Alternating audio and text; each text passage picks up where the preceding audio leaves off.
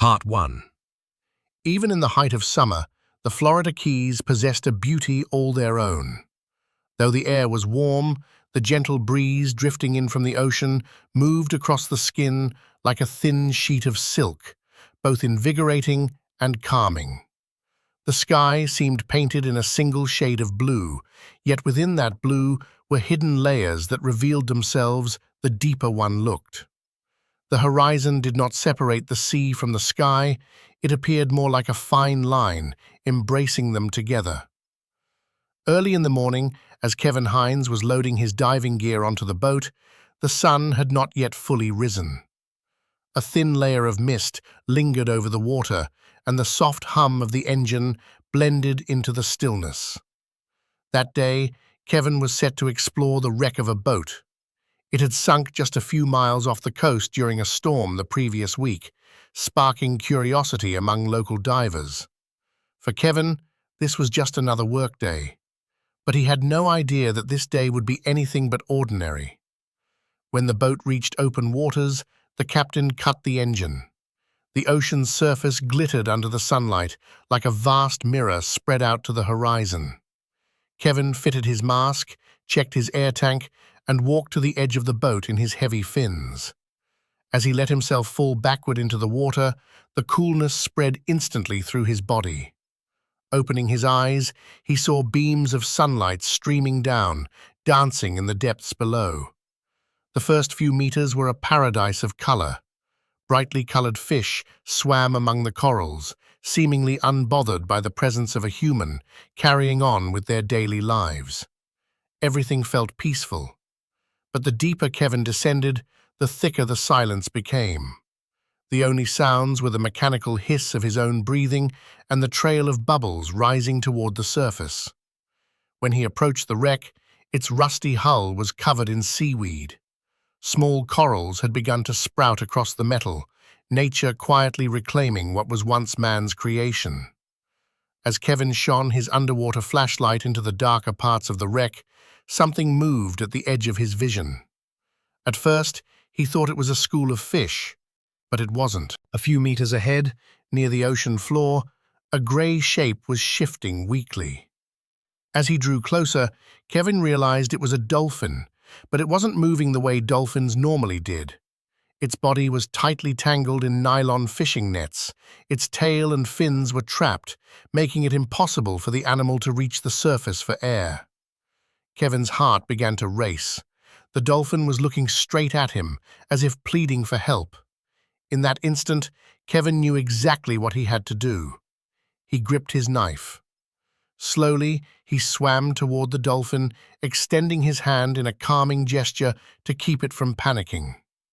The dolphin's skin was cold and smooth to the touch, but its muscles were tense. As Kevin worked to cut through the nets, he kept his eyes locked on the animals. Those eyes, deep gray eyes in which fear and trust shone side by side. Cutting through the thicker part of the net took some time. At last, when the final strand gave way, the dolphin burst free with a powerful kick. It shot upward toward the surface, Kevin following right behind. When they broke through into the air, the dolphin circled him a few times, almost as if in thanks. Then it slipped away into the blue depths of the sea. Kevin thought in that moment that this was one of the most special encounters of his life. But the story of that encounter was not yet complete. Part 2. 7 full years had passed. The Florida Keys still carried the same scent. The salty ocean air mingled with the seaweed smell drifting from the coral reefs, and the cries of seagulls broke the stillness of the morning. Kevin had now become an experienced diving instructor, having dived hundreds of times in different seas. Yet, in his mind, the image of that first dolphin he had rescued remained vivid. Over time, he had tucked that memory away as a beautiful moment, a cherished keepsake. That day, he set out again from the same shores with his diving team. The purpose of the dive was to search for some equipment that had gone missing after a recent storm. The weather was warm, but the sea carried a gentle swell.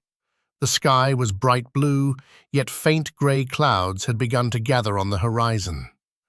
When Kevin entered the water, images from 6 years earlier came rushing back to him. The same clarity of the water, the same colors of the coral, but this time they had to go deeper. At around 20 meters below the surface, the water temperature suddenly dropped. He stopped for a moment. A faint tension began at the tips of his toes and quickly spread up to his calf. His muscles seized abruptly. A sharp cramp locked his leg in place. He couldn't move his fins. Panic surged into his mind like a wave of heat. His breaths through the regulator quickened, short, shallow, and urgent. There was no one around him. The team was about 10 meters ahead, and before Kevin could even signal, the muscle spasm intensified. The depth felt heavier than ever before. When he looked upward, the sunlit ripples on the surface appeared blurry and far away. His chest tightened, and in his mind, the thought echoed, "This is where it ends." Just then, a grey shadow appeared at his side. At first, he thought he was hallucinating, but as it drew closer, bright, intelligent eyes came into focus through the water. A dolphin. The dolphin swam swiftly around Kevin, nudging him with its beak. Reflexively, Kevin reached out. Beneath his fingers was that familiar cold, smooth skin. The dolphin's gaze locked on his, steady and calm, as if to say, "Don't give up."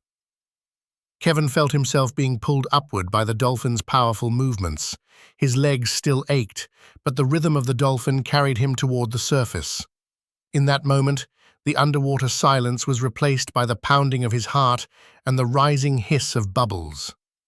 As they neared the surface, the sunlight above seemed brighter, more alive. Kevin covered the last few meters with the dolphin's help. When his head broke through into the open air, the first breath he took was so deep it felt as if his lungs had been reborn. The dolphin surfaced right beside him, slapping the water with its tail. Droplets shot into the sky, glinting like tiny crystals in the sun.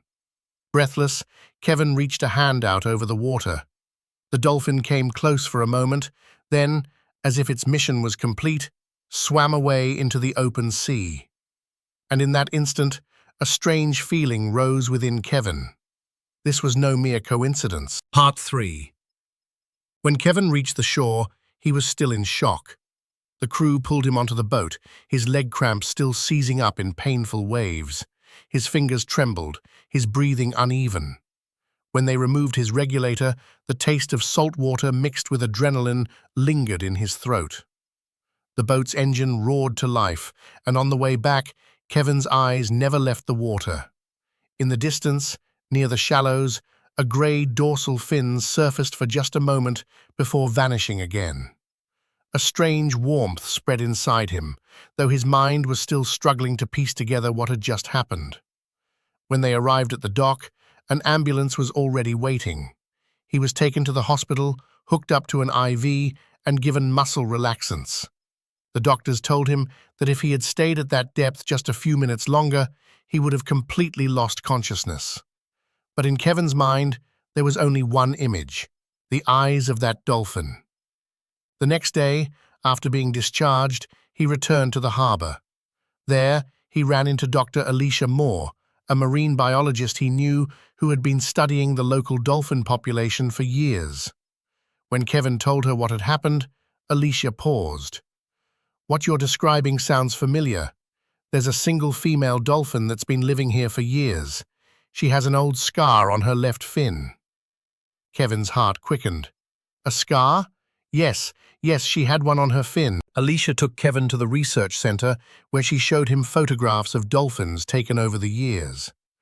As Kevin flipped quickly through the pages, his hands froze when he reached one particular picture. The dolphin in the photo was the very same one he had rescued 7 years ago, tangled in nets deep beneath the sea. Alicia smiled. "We call her Kelly. She's known for forming an extraordinary bond with humans, but something like this, I think it's the first time I've heard of it." Kevin stared at the photograph for a long time. The scent of salt water from that day, the sunlight glinting on the waves, the frantic thrashing of the dolphin, all of it came rushing back. And now, to know that this same creature had pulled him back from the edge of death, it was a feeling beyond words. From that day on, Kevin began volunteering for ocean conservation projects. During his diving lessons, he taught his students not just technical skills, but also a sense of responsibility toward marine life. Every time he entered the water, his eyes searched for Kelly. Months later, during another dive in the same area, a grey shadow appeared once more. Kelly approached slowly, circling him a few times. Kevin smiled from behind his mask and reached out his hand.